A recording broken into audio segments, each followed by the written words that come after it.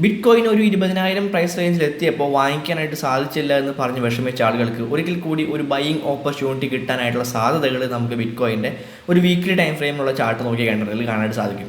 So ഏത് രീതിയിലാണ് ഇനി അങ്ങോട്ടുള്ള ദിവസങ്ങളിൽ ബിറ്റ്കോയിൻ്റെ പ്രൈസ് പെർഫോം ചെയ്യാനായിട്ട് പോകുന്നത് തുടങ്ങിയ കാര്യങ്ങളാണ് നമ്മൾ ഇന്നത്തെ ഒരു വീഡിയോയിൽ ഉൾപ്പെടുത്തിയിട്ടുള്ളത്. സോ ഒട്ടും തന്നെ സ്കിപ്പ് ചെയ്യാതെ കംപ്ലീറ്റ് ആയിട്ട് കാണാനായിട്ട് ശ്രമിക്കുക. നേരെ വീഡിയോയിലേക്ക് കിടക്കാം.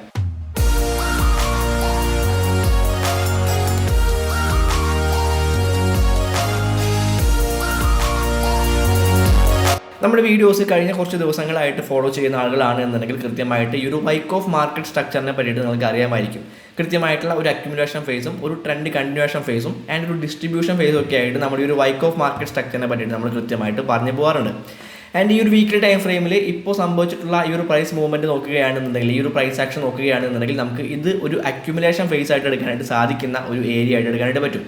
അതായത് ഈ ഒരു 19,000 മുതൽ ഒരു 24,000 വരെയുള്ള ഈ ഒരു ഏരിയ നോക്കിക്കണ്ടിട്ടുണ്ടെങ്കിൽ ഇതൊരു അക്യുമുലേഷൻ ഫേസ് ആയിട്ട് മാറാനായിട്ടുള്ള സാധ്യതകൾ നമുക്കിവിടെ പറയാനായിട്ട് പറ്റുന്നുണ്ട്. സോ അങ്ങനെ ഇതൊരു അക്യുമുലേഷൻ ഫേസ് ആയിട്ട് മാറുകയാണ് എന്നുണ്ടെങ്കിൽ നമുക്ക് ഈ ഒരു 19Kയിലേക്കോ അല്ലെങ്കിൽ 20Kയിലേക്കോ ഒക്കെ പ്രൈസ് ഇറങ്ങി വരാനും ദെൻ അവിടെ പ്രൈസ് ഒന്ന് കൺജസ്റ്റഡ് ആയിട്ട് അല്ലെങ്കിൽ ഈ രീതിയിൽ ഈ പ്രൈസ് റേഞ്ചിനിടയിൽ പ്രൈസ് ഒന്ന് സൈഡ് വേസ് ആയിട്ട് മൂവ് ചെയ്തുകൊണ്ട് അതൊരു അക്യുമുലേഷൻ ഫേസ് ആയിട്ട് മാറാനും ദെൻ ആ ഒരു അക്യുമുലേഷൻ ഫേസ് ബ്രേക്ക് ചെയ്തതിന് ശേഷമായിരിക്കും ഒരു ബുൾ മാർക്കറ്റിലേക്ക് നമ്മൾ കടക്കാനായിട്ടും പോകുന്നത്.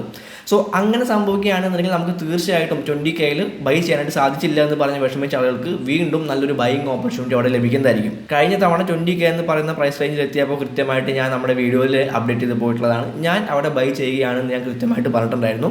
പക്ഷേ പ്രൈസ് അവിടെ നിന്ന് മുകളിലേക്ക് പോയപ്പോൾ പലരും വന്ന് കമൻറ്റ് ചെയ്യുന്നത് കണ്ടു. 20K എത്തിയപ്പോൾ വാങ്ങരുത് എന്നാണ് ഞാൻ പറഞ്ഞത് എന്ന് പലരും പറയുന്നത് കണ്ടു. അവർ നമ്മുടെ വീഡിയോ കണ്ടിന്യൂസ് ആയിട്ട് കാണാത്ത അല്ലെങ്കിൽ സ്ഥിരമായിട്ട് നമ്മുടെ എല്ലാ വീഡിയോസും കാണാത്ത ആളുകളായിരിക്കും. സോ കൃത്യമായിട്ട് ഞാൻ ആ ഒരു 20K എന്ന് പറയുന്ന പ്രൈസ് റേഞ്ചിൽ നല്ലൊരു ബൈയിങ് ഓപ്പർച്യൂണിറ്റി ഉണ്ട് എന്നും ഞാൻ അവിടെ ബൈ ചെയ്യുകയാണെന്നും കൃത്യമായിട്ട് പറഞ്ഞിട്ടുണ്ടായിരുന്നു. സോ ആ ഒരു ബൈയിങ് ഓപ്പർച്യൂണിറ്റി മിസ്സായിട്ടുള്ള ആളുകൾക്ക് വീണ്ടും അവിടേക്ക് പ്രൈസ് ഇറങ്ങി വരാനുള്ള സാധ്യതയുണ്ട്. ഒരിക്കൽ കൂടി നിങ്ങൾക്ക് നല്ലൊരു ബൈയിങ് ഓപ്പർച്യൂണിറ്റി കിട്ടാനായിട്ടുള്ള സാധ്യതയുണ്ട് എന്നുള്ള കാര്യങ്ങളാണ് നമുക്ക് ഈ ഒരു വീക്ക്ലി ടൈം ഫ്രെയിം നോക്കുകയാണെന്നുണ്ടെങ്കിൽ മനസ്സിലാക്കാനായിട്ട് സാധിക്കുന്നത്. ആൻഡ് ഒരു 200 പീരീഡ് വീക്ക്ലി മൂവിംഗ് അവറേജ് തുടങ്ങി കൊണ്ടുവന്ന് കഴിഞ്ഞിട്ടുണ്ടെങ്കിൽ നമുക്ക് വളരെ ഇമ്പോർട്ടൻ്റ് ആയിട്ടുള്ള മറ്റൊരു കാര്യം കാണാനായിട്ട് സാധിക്കുന്നത്, കഴിഞ്ഞ 3 ആഴ്ചകളായിട്ട് ഈ ഒരു 200 പീരീഡ് വീക്ക്ലി മൂവിംഗ് അവറേജിന് മുകളിലായിരുന്നു നമ്മുടെ വീക്ക്ലി ക്യാൻഡിൽസ് എല്ലാം തന്നെ ക്ലോസ് ചെയ്യുന്നുണ്ടായിരുന്നത്. എന്നാൽ ഇപ്പോൾ ഫോം ആയിക്കൊണ്ടിരിക്കുന്ന ഈ ഒരു വീക്ക്ലി ക്യാൻഡിൽ നോക്കുകയാണെന്നുണ്ടെങ്കിൽ അത് ഈ ഒരു 200 പീരീഡ് വീക്ക്ലി മൂവിംഗ് അവറേജിന് താഴെയാണ് ക്ലോസ് ചെയ്യാനായിട്ട് പോകുന്നത് എന്ന് നമുക്ക് പ്രതീക്ഷിക്കാനായിട്ട് പറ്റും. ഒരു 2 ദിവസം കൂടി ഉണ്ട് ഈ ഒരു ക്യാൻഡിൽ ക്ലോസ് ആവാനായിട്ട്. സോ ഈ ഒരു ക്യാൻഡിൽ ഈ ഒരു 200 പീരീഡ് വീക്ക്ലി മൂവിംഗ് അവറേജിന് താഴെയാണ് ക്ലോസ് ആവുന്നത് എന്നുണ്ടെങ്കിൽ അത് തീർച്ചയായിട്ടും ബെയറിഷ് ആയിട്ടുള്ള സൈൻ തന്നെയാണ്. കാരണം എന്താണെന്ന് ചോദിച്ചു കഴിഞ്ഞിട്ടുണ്ടെങ്കിൽ ഈ ഒരു 200 പീരീഡ് വീക്ക്ലി മൂവിംഗ് അവറേജ് എന്ന് പറയുന്നത് ഒരുപാട് നാളുകളായിട്ട് അല്ലെങ്കിൽ ഹിസ്റ്ററി നോക്കിക്കഴിഞ്ഞിട്ടുണ്ടെങ്കിൽ ഓരോ വർഷത്തെയും മാർക്കറ്റ് ക്രാഷ് നോക്കിക്കഴിഞ്ഞിട്ടുണ്ടെങ്കിൽ കൃത്യമായിട്ട് ഈ ഒരു 200 പീരീഡ് വീക്ക്ലി മൂവിംഗ് അവറേജ് ആയിരുന്നു നമ്മുടെ ഒരു സപ്പോർട്ട് ഏരിയ ആയിട്ട് ആക്ട് ചെയ്തിട്ടുള്ളത്. 2014 ക്രാഷ് നോക്കിക്കഴിഞ്ഞിട്ടുണ്ടെങ്കിൽ കൃത്യമായിട്ട് കാണാൻ പറ്റുന്നത് 2015 ഈ ഒരു 200 പീരീഡ് വീക്ക്ലി മൂവിംഗ് അവറേജ് ആണ് ഇവിടെ ഒരു സപ്പോർട്ട് ഏരിയ ആയിട്ട് ആക്ട് ചെയ്തിട്ടുള്ളത്.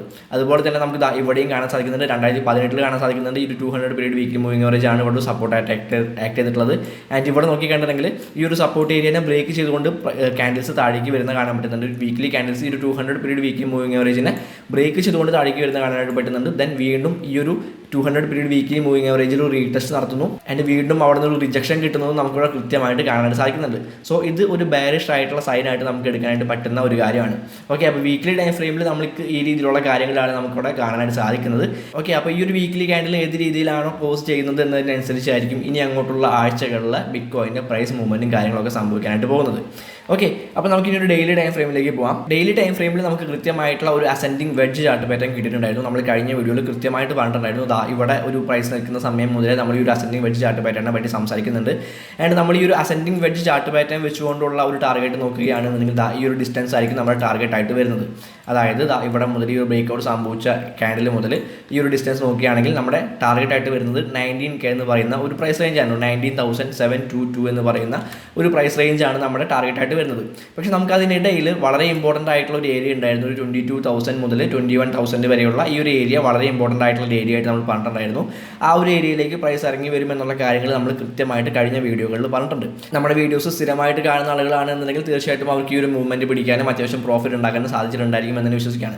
അപ്പോൾ നമ്മൾ പറഞ്ഞ പോലെ തന്നെ ഈ ഒരു ഏരിയയിലേക്ക് പ്രൈസ് ഇറങ്ങി വന്നിട്ടുണ്ട്. ആൻഡ് ഈ ഒരു ഏരിയ എന്ന് പറഞ്ഞു കഴിഞ്ഞിട്ടുണ്ടെങ്കിൽ വളരെയധികം ഇമ്പോർട്ടൻ്റ് ആയിട്ടുള്ള ഏരിയയാണ്. കാരണം എന്താണെന്ന് ചോദിച്ചു കഴിഞ്ഞിട്ടുണ്ടെങ്കിൽ ഞാനിവിടെ CPR മന്ത്ലി ഇൻഡിക്കേറ്റർ കൊണ്ടുവരുന്നുണ്ട്, മന്ത്ലി CPR ഇൻഡിക്കേറ്റർ കൊണ്ടുവരുന്നുണ്ട്. ആൻഡ് ആ ഒരു മന്ത്ലി CPR ലെവലിലാണ് പ്രൈസ് ഇപ്പോൾ നിൽക്കുന്നത് എന്നുള്ള കാര്യങ്ങൾ നമുക്കിവിടെ കൃത്യമായിട്ട് കാണാനായിട്ട് സാധിക്കുന്നുണ്ട്. ആൻഡ് ഈ ഒരു മന്ത്ലി CPR ലെവലിന് താഴേക്ക് ഒരു ക്യാൻഡിൽ ഈ രീതിയിലൊരു ക്യാൻഡിൽ ഇവിടെ ഫോം ആവുകയാണ് എന്നുണ്ടെങ്കിൽ അത് തീർച്ചയായിട്ടും ബെയറിഷ് ആയിട്ടുള്ള സൈൻ തന്നെയാണ്. ദെൻ അങ്ങനെ ഒരു ക്യാൻഡിൽ ഫോം ആവുകയാണെന്നുണ്ടെങ്കിൽ നമ്മുടെ ടാർഗറ്റ് എന്ന് പറയുന്നത് ഈ ഒരു 19K എന്ന് പറയുന്ന ടാർഗറ്റ് ആയിരിക്കും. ഓക്കെ, ഈ ഒരു മന്ത്ലി S1 ആയിരിക്കും CPR ഇൻഡിക്കേറ്ററിലെ ഈ ഒരു മന്ത്ലി S1 ആയിരിക്കും നമ്മുടെ ടാർഗറ്റ് എന്ന് പറയുന്നത്. ഇനി ഈ CPR ലെവലിന് മുകളിലേക്ക് തന്നെ ഇവിടുന്ന് ഒരു റിജക്ഷൻ കിട്ടി. CPR ലെവൽ എന്ന് പറയുന്നത് തീർച്ചയായിട്ടും നല്ല രീതിയിലുള്ള റിജക്ഷൻസ് കിട്ടാനായിട്ട് സാധ്യതയുള്ള ഒരു ലെവലാണ്. അങ്ങനെ ഈ ഒരു CPR ലെവലിന് മുകളിലേക്ക് പ്രൈസ് ഫോം ആവുകയാണെന്നുണ്ടെങ്കിൽ, അല്ലെങ്കിൽ ഇവിടുന്ന് ഒരു പ്രൈസ് റിജക്ഷൻ കിട്ടുകയാണെന്നുണ്ടെങ്കിൽ നമുക്ക് തീർച്ചയായിട്ടും ഒരു ബുള്ളിഷ് ആയിട്ടുള്ള അല്ലെങ്കിൽ ഒരു ലോങ് പൊസിഷൻസ് എടുക്കാനായിട്ട് സാധിക്കുന്ന ഒരുപാട് കാര്യങ്ങൾ നമുക്ക് ബിറ്റ്കോയിനിൽ കാണാൻ സാധിക്കും.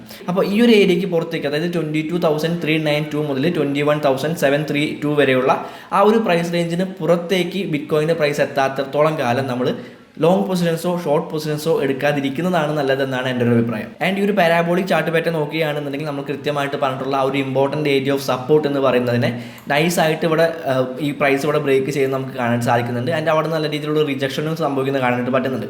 ഒരു 15 മണിക്കൂർ കൂടി ഉണ്ട് ഈ ഒരു ക്യാൻഡിൽ ക്ലോസ് ആവാനായിട്ട്. അവിടെ എന്ത് വേണമെങ്കിലും സംഭവിക്കാൻ സാധ്യതയുണ്ട്. സോ ഈ ഒരു ഇമ്പോർട്ടൻറ്റ് ഏരിയ ഓഫ് സപ്പോർട്ടിന് ഉള്ളിലാണ് പ്രൈസ് നിൽക്കുന്നത് എന്നുണ്ടെങ്കിൽ നമ്മൾ യാതൊരു തരത്തിലുള്ള എൻട്രീസും എടുക്കാനായിട്ട് പാടില്ല. അത് സേഫ് ആയിട്ടുള്ള കാര്യമല്ല. കൃത്യമായിട്ട് നമുക്കൊരു ബ്രേക്ക് ഔട്ട് കിട്ടണം, കൃത്യമായിട്ട് നമുക്കൊരു കൺഫർമേഷൻ കിട്ടണം, ഏത് ഡയറക്ഷനിലേക്കാണോ ട്രെൻഡ് പോകാനായിട്ട് പോകുന്നത് എന്നുള്ള കാര്യങ്ങൾ കൃത്യമായിട്ട് നമുക്ക് കൺഫേം ചെയ്യാനായിട്ട് സാധിച്ചു കഴിഞ്ഞാൽ മാത്രമേ നമ്മൾ അവിടെ ഒരു എൻട്രി എടുക്കാനായിട്ട് പാടുള്ളൂ.